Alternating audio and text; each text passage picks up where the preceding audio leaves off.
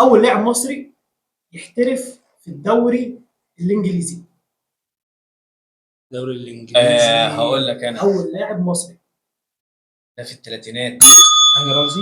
لا هولندي. لا الكلام ده كان في الثلاثينات او في الاربعينات، وكان لاعب حريف جدا وملكه انجلترا اديته جايزه، كان بيلعب حافي. وانا المعلومات اللي عندي غير دي.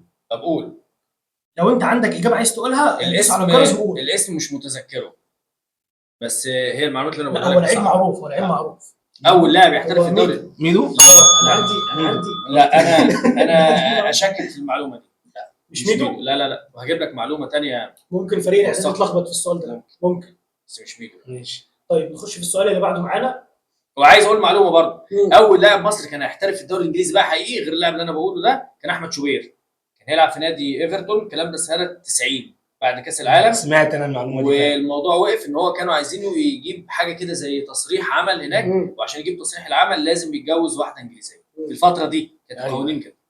ما شاء الله. ميسي معلومات، خزنه معلومات. الحمد لله 3-3 الحمد لله.